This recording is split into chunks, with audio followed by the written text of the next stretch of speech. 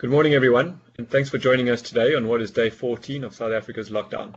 From myself and my colleagues, I hope this call finds you and your families in good health. Back in June last year, we were very excited to begin our partnership with Ardevra Asset Management, who manage our Nedgroup Investments Global Diversified Equity Fund. Since inception, the fund has returned 12%, and year to date, plus 3.8% in Rand terms. For those of you who are familiar with Ardevra and their approach to investing, I'm sure you'll find today's discussion super interesting.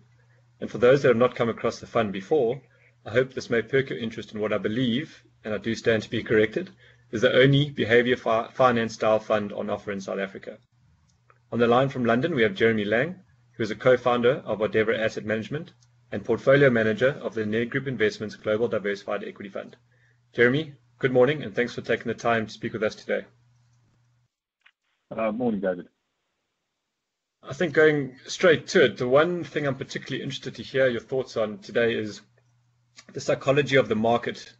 You have written to clients over the past few weeks about the trajectory towards peak panic. Do you think that we are there yet?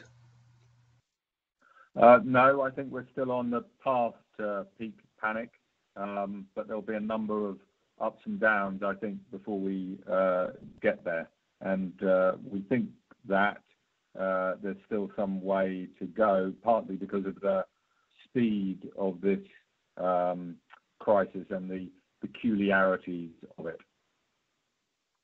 Yeah, I think what we've seen so far this year, and you may have made mention of this in some of your notes, was the market response we've seen has been very broad-based. But as the news vacuum starts to disappear through the months, or the weeks and the months anyway, and companies start reporting on the results, do you think we'll start seeing more of a stock-specific response? Yes, I think that's right. I think as this unfolded, there were two factors, I think, which loomed very large and drew everybody's collective attention. The first was just the stats on the spread of the virus. In my experience, investors and analysts, they like a kind of simple measure of what's going on when you're hit by a new sense of uncertainty. So simple metrics to do with the spread of the virus and how impactful it is from a health point of view is the first thing that they focus on.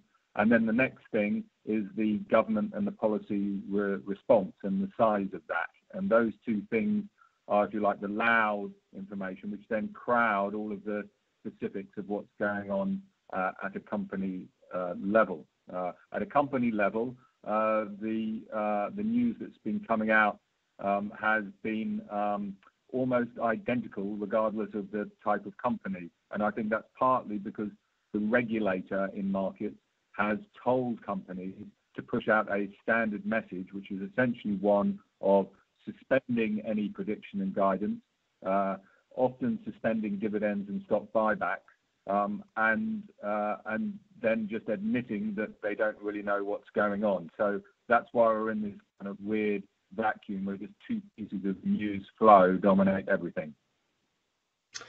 So you touched on that there has been a kind of broad stroke response. So I do want to chat a little bit about more which classes of stocks and how they may respond. But before I do so, I think it's worth reminding the people that have dialed in the two types of stocks that you yourselves classify at Ardevra in terms of being investor bias and analyst bias. Maybe you can just very briefly walk us through that. Yeah, sure. We have two types of stocks where the way we think we can make money out of them varies slightly. We have one type which we call our analyst bias stocks, which are basically unusual growth stocks, where we think the market underestimates how fast and how long they can grow because they're doing unusual things. And the second type are businesses which are, I would say, more normal, but they're in very unusual circumstances, particularly given their recent experience, and where things have happened to them over the past few years which have been disappointing and traumatic, and that's caused a lot of anxiety. But the way those businesses have been run has reacted to those difficult environments and has changed, and so we think that anxiety is misplaced and transient. Yeah, I see. I have the latest portfolio from March in front of me, and you looked like you did add Nestle during the last month or so. I believe this is an analyst buy stock. Maybe just talk us through some of the rationale behind that. Yeah, sure. I mean, we haven't done a lot of changes and we haven't bought a lot of new stuff in the last few months, but the few things that we have bought, there have actually been a bit of a mix of those two types of stocks that we talked about. Nestle is a stock that we've owned before, and it is, we think, a slightly unusual staple in that it is in product areas and does things which allow it to grow faster than a lot of superficially similar looking businesses. And that has been persistently misestimated by the market over the last few years. We owned it last year, but we sold it in the second half of last year because investors got a bit overexcited about it. And then we've been watching it ever since. And we took the opportunity, given it's pulled back by a reasonable amount since we last sold it, to re-enter it now, because it is one of the few businesses that we think is genuinely defensive and even potentially counter-cyclical in this environment. And the peculiarities of this crisis mean that there are actually an unusually small number of businesses which are genuinely defensive because of the impact of the healthcare-related lockdown, which has made a lot of businesses which normally you would expect to be quite safe in a recession not behave quite that way. But Nestle, we think, is one of those that does exhibit some peculiar characteristics which make it able to keep growing in an unusually good way, regardless. You mentioned that there haven't been a large amount of changes in the portfolio over the last few weeks. Another one I picked up on is National Grid, which I imagine is an investor buy stock. I don't know too much about it. This is UK listed energy? Yeah, that's right. So the few kind of investor buy stocks that we're buying, and there are relatively few, and I'll come on to why that is at the moment, are generally businesses which have already experienced trauma pre this crisis, and where the CEOs have responded to that difficult environment, if you like, and have set the business up in a way which is now able to cope with the shift in the environment, and have, if you like, rebased and restructured their fundamental plans to make them relatively easy to execute at the moment. And I think businesses like that, they're in a better position to cope, if you like, with the new crisis because they've already reframed themselves to be conservative. And so National Grid is one like that. It's actually a pretty safe business anyway. It provides the network infrastructure for electricity generation in the UK, but it also owns similar kinds of businesses in the US. It had a traumatic time because a lot of energy-related utilities had been unloved for two reasons, really. One, because of the disruption from renewables and the declining price of energy has caused a lot of problems for a lot of power generation and reselling companies. And the second thing is that utilities often go through regulatory resets where the regulator takes a look at how much they allow those businesses to earn, and periodically they reset them. And so the National Grid has just finished one of those regulatory resets, which everybody tends to get in a bit of a twitter about. But once they're finished, then, if you like, the uncertainty's over. And also a lot of National Grid peer group energy-related businesses, while they continue to suffer, the way National Grid makes money, because it owns the kind of distribution infrastructure, is fundamentally different. It has a much lower risk business model. So it's been, we think, had been inappropriately compared to those peers. So there's lots of, I think, irrational anxiety around it, but it's now in a position where it can grow really quite nicely, and the regulator wants it to grow because the network infrastructure needs kind of rebuilding and remodernising to cope with the spread of renewables. Thanks, Jeremy. I think you already, through those answers, touched on some of the sectors that you think may perform well. So I want to put on a bit of a forward-looking cap here, because these markets, or at least the equity markets, are typically quite forward-looking. So in your view, as the virus responds and starts to play out, what clusters of stocks or themes do you think will stand to benefit or at least recover the most? Okay, so two different questions kind of in there, because it's a kind of two-part unfolding, we think. I think that the first thing is that, going back to my earlier comment, we think at the moment investor sentiment is entirely focused on the path and spread of the virus, and is assuming that the scale of the government intervention will rescue the economy, and the economy will inevitably recover back to a place where it was before. We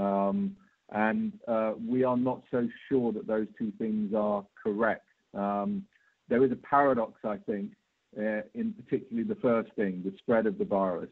Markets have rallied recently, and perhaps to some people's surprise, because the rate of spread of the virus has slowed, and that is what the market cares about at the moment. And so they're taking the read that because the rate of spread of the virus is slowing, that we will return back to normal more quickly. The trouble is there's a paradox here, which is that the reason why the rate of spread of the virus has slowed is because the world has gone into lockdown. And when the world goes into lockdown, that's extremely damaging economically. So if the response is then to ease the lockdown, then there is a very serious risk that metric that everybody cares about, the spread of the virus, will kick back up again.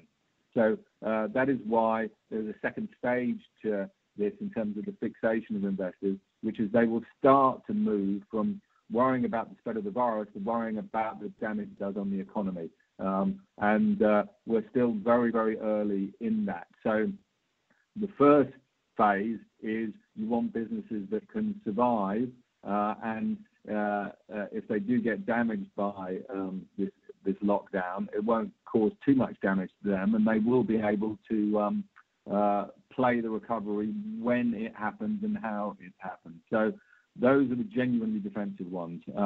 Those are relatively rare. Say they reside in a few areas of staples, but those, by and large, if you haven't bought those by now, it's sort of too late because they massively outperformed. The other areas are more to do with IT infrastructure, software, things like that. Again, there are a few of them are around. We've picked off a few, but generally they're ones which, again, had problems before this crisis, and so you can buy them at reasonable levels, and they're not ones that have popped in response to this crisis. So generally, I think there's not much to be done there. The second stage is when the economic bad news starts to hit, and we think there will be a second wave of investor anxiety, and there will be a range of perfectly good businesses which are built to survive, which will start to issue much more severe profit warnings, and probably their stock prices will respond. And we are at the moment compiling a list of businesses which we basically like, but we think they can survive, and we think they're unusual, but we're pretty sure that they haven't passed their peak bad news yet. Mm-hmm. Yeah, I think one of the glaring things is when we look at your portfolio, particularly across sectors, your material underweight financials. I know here in South Africa, the banks have been hit particularly hard by the virus responses. Has this being underweight financials been a net positive contributor to the fund on a relative basis? Yes, it has. I mean, normally financials take a whack in this kind of environment because credit risk spirals up. Also, you have the additional problem that the financial sector has been partly socialized, if you like, in the sense that there's heavy government intervention in it, and it's a kind of conduit for government support. And so the economic or profit motive gets hijacked. So it's a dangerous place to be. So we've benefited from that. To counter that, we run an equally weighted portfolio where most of our positions are in the kind of global mid-cap area, and there's been a very violent mid-cap or market cap effect in this sell-off, which again normally happens, where the largest companies tend to fall the least, and the smaller ones tend to get hit the most. So those two things, if you like, being underweight financials but being very skewed away from mega caps, have probably cancelled each other out for us. Yeah, I was actually about to say, I think last I checked, there are about 175, 76 stocks in the portfolio, and these are equally weighted, so probably setting about 0.6, 0.7% weighting on each stock. How has being equally weighted impacted performance over the last couple of months? Yeah, so there are two aspects there. The first is the one I mentioned, which, because we're equally weighted, it means that we are systematically underweight mega caps, and there's been a very, very big market cap drag. So if you like, your average stock has fallen a lot further than the market cap weighted index. So that's not been good. However, the good thing is that, well, as you have said, we have lots and lots of small individual bets. So that means that if we are wrong and anything is not as robust as we expect, and it blows up and the stock price falls a lot, it doesn't hurt us too much. So that's a great benefit of having a large number of positions where each one doesn't have too much in it. Okay, and then maybe going back to a couple of questions ago, we spoke a little bit about your investor bias and analyst bias stocks. And for those that aren't too familiar with the fund, you obviously have your overlay in terms of trust and CEO, and within that you're analyzing biases amongst analysts and investors as well. And ultimately what you end up with is a portfolio. There's a combination of your value and your growth, or your benign value, de-risking value and benign growth, as you would term them. And maybe an interesting, I'm not sure, an unfair question, because the tilt currently sits at about 60% growth, I think 40% value. But has a sell-off meant that some of the growth stocks could now be reclassified as value through the Ardevra lens? That's basically right. I mean, because I think less than 10% of the stocks that we own have gone up this year. And the vast majority of them have gone down quite a lot. In some sense, all of them are investor stocks now, or a very high proportion. What's important to us is if you like, relative resiliency. So a number of stocks which we framed as growth stocks, we now think it's perfectly reasonable to accept that they're not going to grow as fast as we thought they would, or indeed as fast as analysts thought that they would. But now it's a relative game, if you like. It's about how those growth expectations are revised down, and whether they're revised down a lot less than, if you like, superficially similar businesses. And that historically is how we tend to cope with these types of environments, is with stocks which, if you like, their slowdown in growth is much less dramatic than everybody else, are just as interesting as when in the normal times they're growing beautifully, if you like. Mm. Okay, thanks for that. Unfortunately, we do have to end the call there due to certain time constraints. So, Jeremy, thank you very much for joining us today. I really appreciate it. Yeah, you're welcome, and good luck to all of you out there. Cheers, thank you. We did, for those of you that joined us at the summit in London, the Nedgroup summit, we did pop into the Ardevra offices, and Jeremy's colleague, Ben, took us through their office there in an hour presentation, and he did encourage everybody to go and read a book called Thinking Fast and Slow by, I think it's Daniel Kahneman, which I did go on to read, and if even I could understand it, I'm sure the majority of you out there could do the same. So it just gives you a nice insight in terms of some of the cognitive behavior science that the guys at Ardevra do look for in the market. So that ends up our call for today. Please join us next week for some more investment insights. On Tuesday, we have Nikki Weimer, who is Nedgroup Nedbank's chief economist, and she'll be chatting to Trevor Garvin on what we see, or what we're seeing happening economically in South Africa and globally. So thank you very much for joining us today. Do take care and enjoy your long Easter weekend. Thank you.